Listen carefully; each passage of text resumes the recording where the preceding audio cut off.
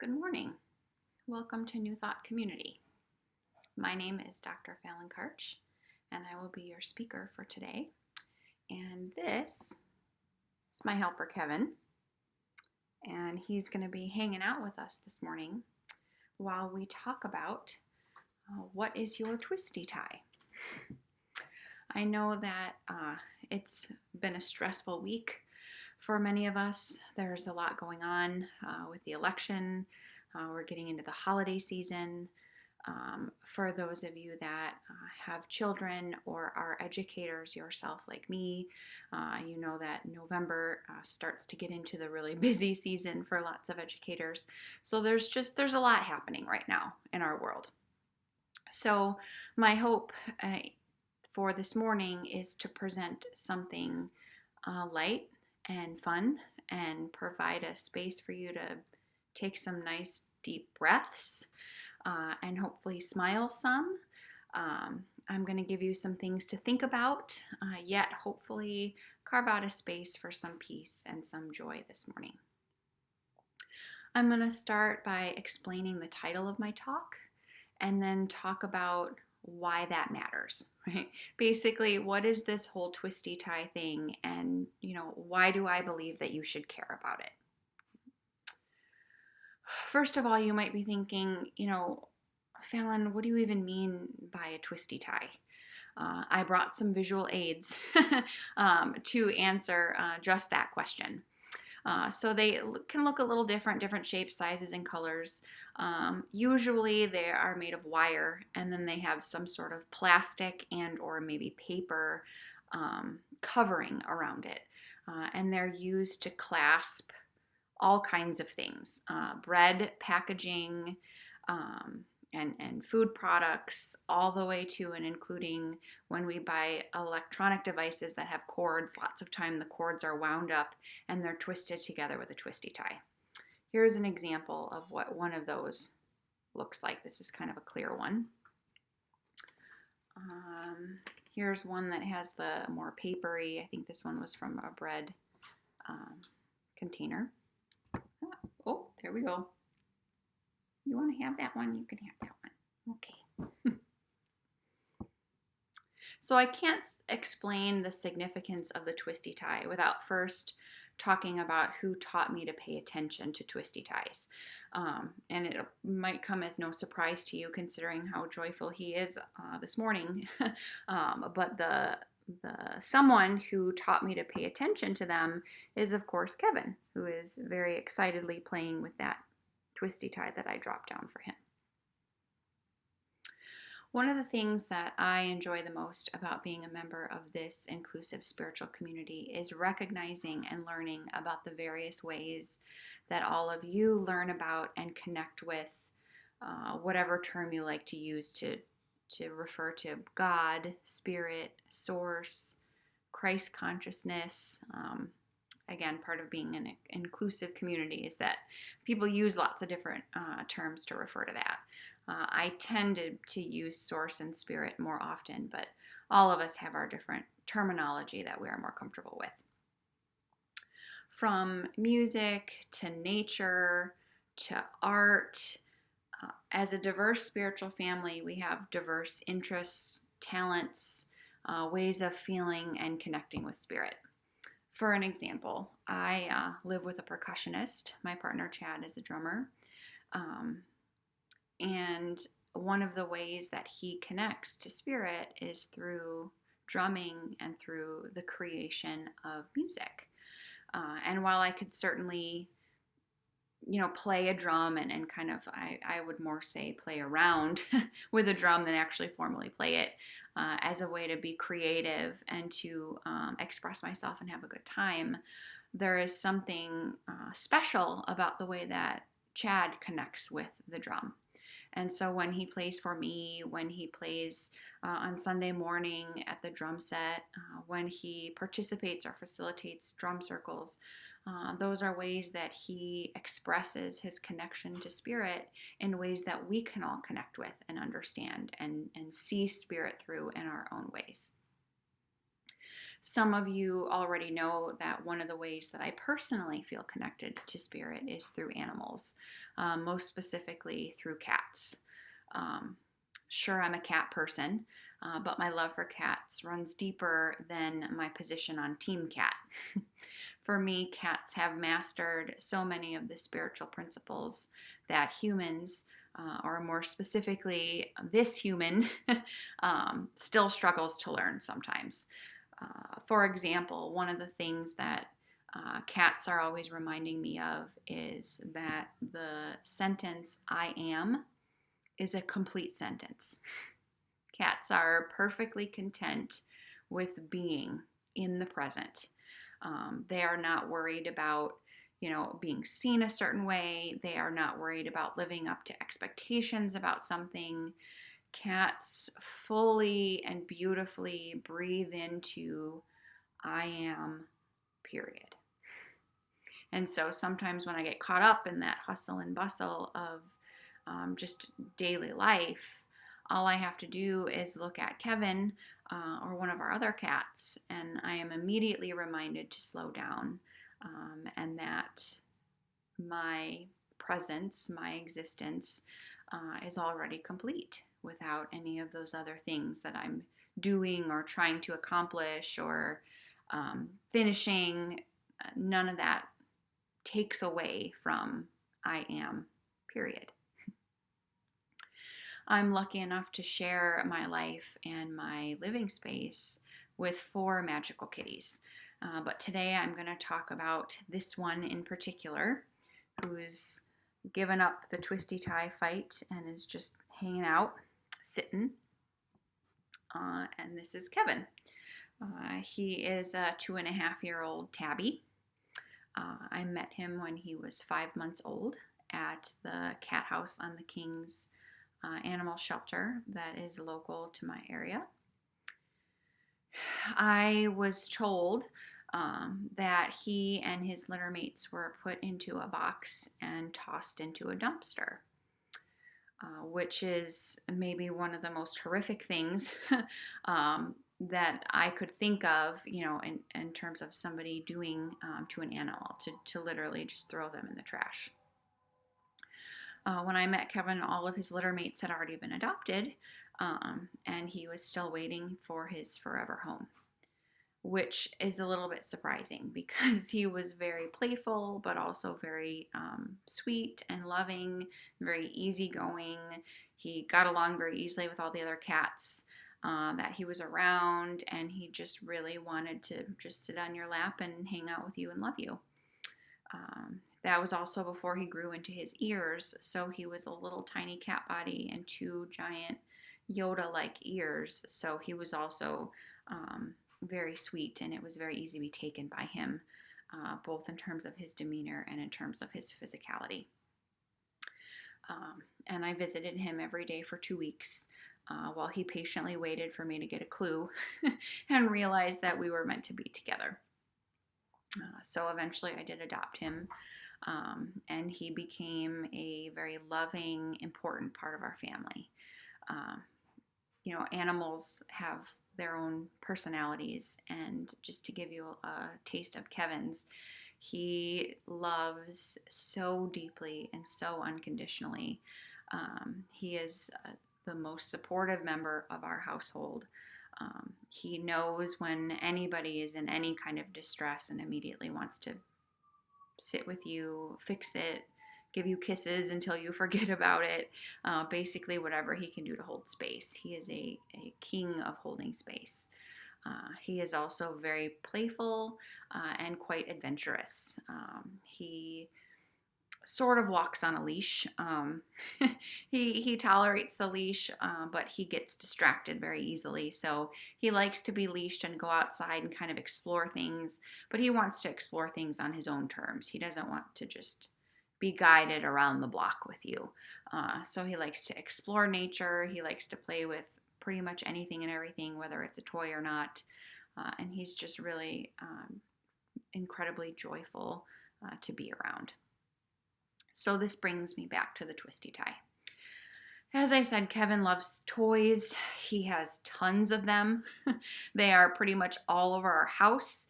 But what he loves more than anything is a good twisty tie.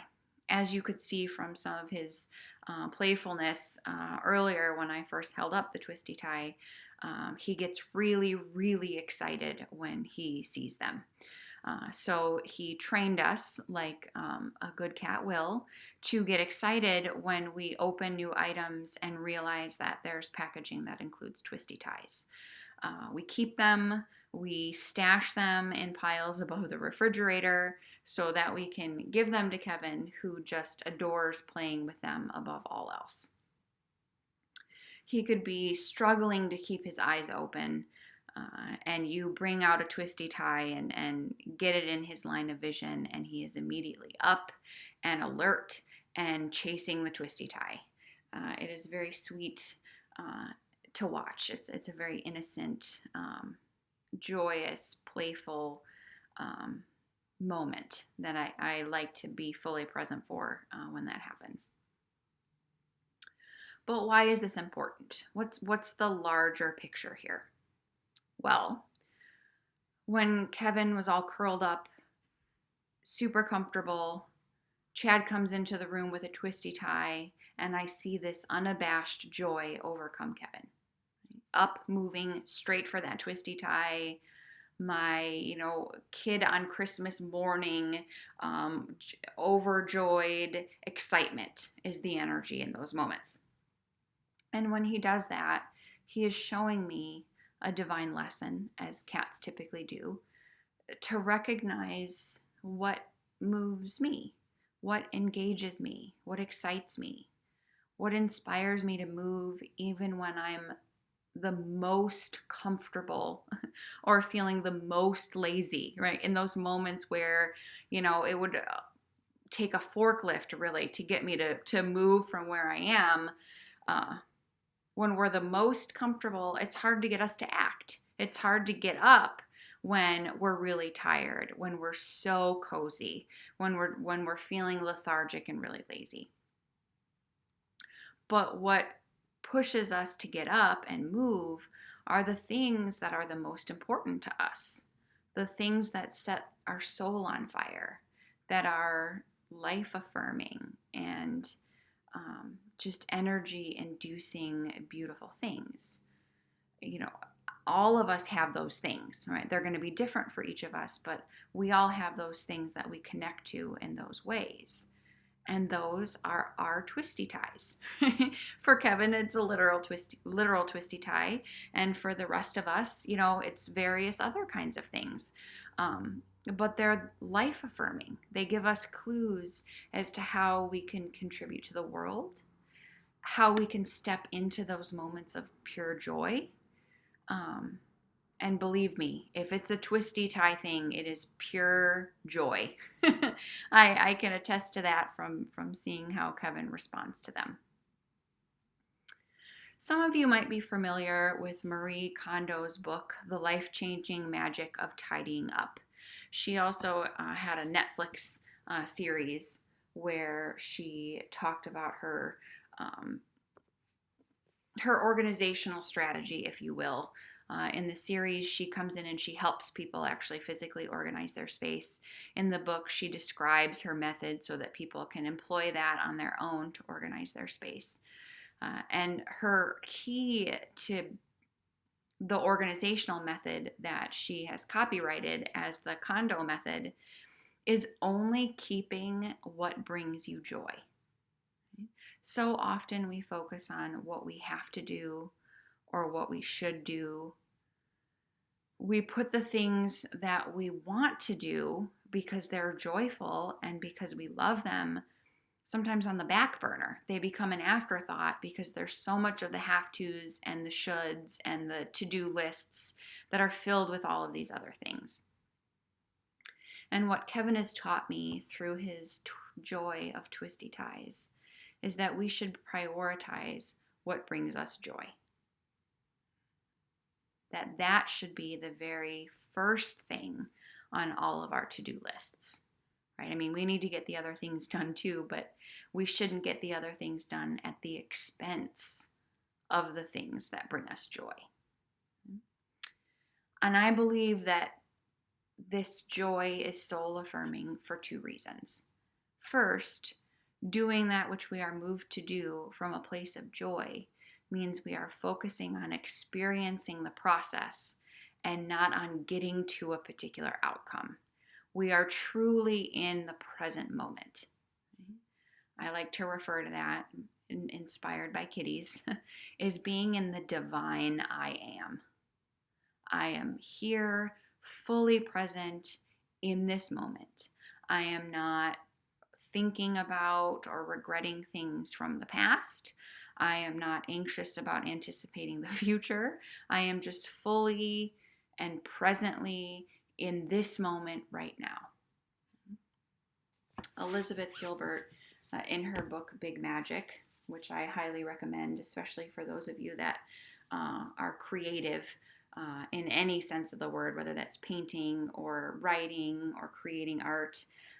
She is very much an artist in terms of how she thinks about her writing, and the book is very inspiring for the creative tendencies in us. But she asks a question in the book. She says, what would you love doing so much that the words failure and success essentially become irrelevant? The words failure and success essentially become irrelevant. Your answer to that question, I would argue, is beginning to tap into whatever your twisty tie is. It's the thing that it doesn't matter the outcome. What matters is that I engage in the process, because it's the process that brings me joy, not the outcome.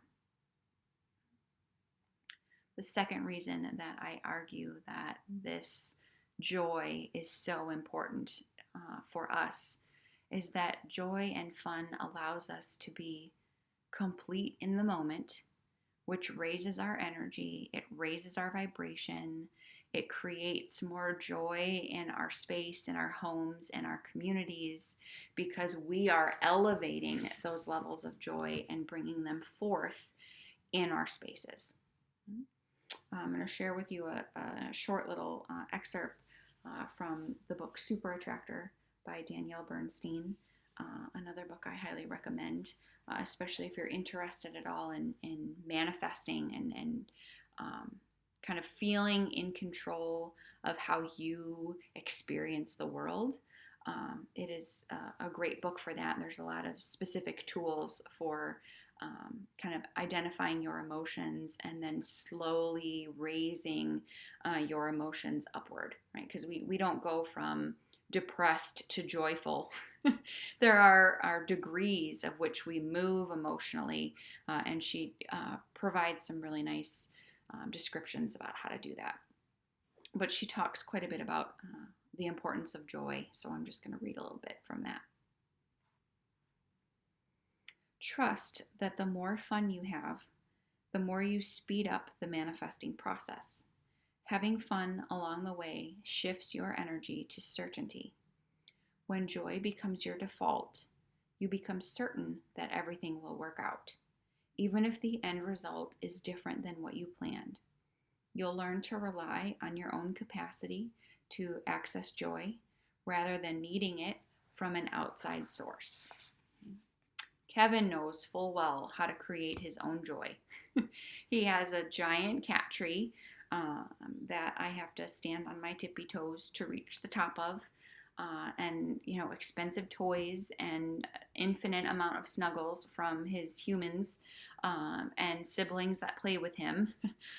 But he also knows that he can create joy in the most unlikely of places, in the smallest things and in the smallest moments. And in doing this, he has shown me how I create my own joys in the smallest of places. And I highly recommend that you think a little bit about what that means to you, right? What are the small things that bring you joyful moments? Moments of being fully present in the I am. For me, the first couple sips of coffee in the morning curling up with a good book, putting stickers into my planner, laughing, sharpening a brand new pencil. Small, simple things that make me smile and fill my heart and soul with that effervescent, beautiful, joyful energy. I'm going to read another excerpt from Elizabeth Gilbert's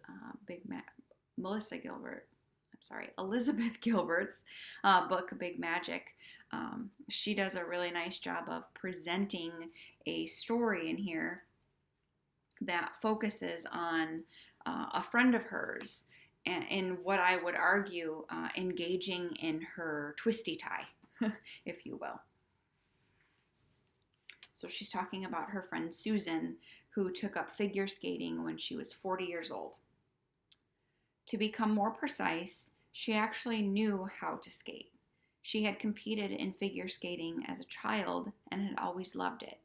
But she'd quit the sport during adolescence when it became clear she didn't have quite enough talent to be a champion. For the next quarter of a century, my friend Susan did not skate. Why bother if you can't be the best? Then she turned 40. She was listless. She was restless. She felt drab and heavy. She did a little soul searching, the way one does on big birthdays.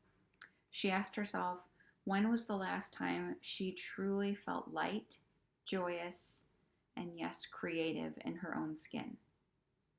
To her shock, she realized that it had been decades since she'd felt that way. In fact, the last time she'd experienced such feelings had been as a teenager, back when she was still figure skating.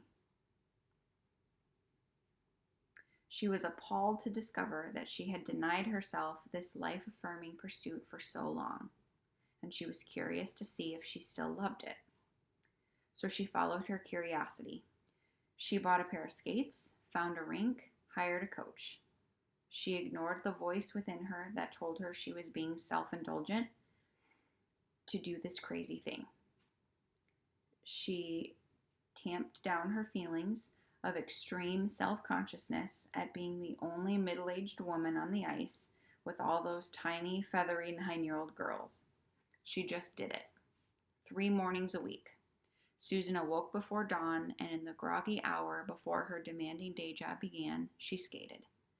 And she skated and skated and skated. And yes, she loved it as much as ever. She loved it even more than ever, perhaps, because now as an adult, she finally had the perspective to appreciate the value of her own joy. Skating made her feel alive and ageless. She stopped feeling like she was nothing more than a consumer, nothing more than the sum of her daily obligations and duties. She was making something of herself, making something with herself. And I just want to repeat that line that I think is just really central to this story. She finally had the perspective to appreciate the value of her own joy. That's something that Kevin has down to a science. He appreciates the value of his own joy. And it sounds simple, but it is not always simple for us humans to do that. So I invite you to recognize that for yourself, to value your joy, to look for the places where you tap into your joy and to celebrate them and to carve out space for those moments. I'm really asking you to consider, what is your twisty tie? What are the things that bring you unbridled joy? What brings you into the present moment and connects you to your divine I am? Whatever it is, do that thing. Do it as often as you can. Do it to be joyful, to relax, to bring you closer to spirit, to raise your vibration. Do the thing. One of my primary twisty ties are my cats. Waking up with Kevin laying on me, Miles softly kissing the tip of my nose, Spaz sitting next to me and purring. She has the strongest purr motor of any cat I think I've ever met. And the vibration of that purr is just so wonderful. It is so comforting and so soothing. And playing games with Little Miss. Those are moments where I am fully present and in profound states of joy. So I'd like to wrap up by reading a short excerpt from Mark Beckoff's book, The Animal Manifesto. For those of you that are animal lovers, I highly recommend this book. From the passage that I'm going to read, it's actually a short snippet from a poem that the author wrote to remember his canine companion who had passed away, who was a very important person in the author's life. So this is a celebration of what that dog meant to him, but I think these words really transcend that relationship and really, for me, deeply speak into my relationship with Kevin and with my other cats, and likely for other animal lovers out there, there's some of this that will resonate with you too. Let's thank our animal companions for who they are. Let's rejoice and embrace them as the amazing beings that they are. If we open our hearts to them, we can learn much from their selfless lessons in compassion, humility, generosity, kindness, devotion, respect, spirituality, and love. By honoring our animals' trust, we tap into our own spirituality, into our hearts, and into our own souls. So Kevin taught me to engage with my twisty tie, and he is also one of my twisty ties. Cats are magic. Cats are magic that way. And for that, I'm so grateful. Namaste.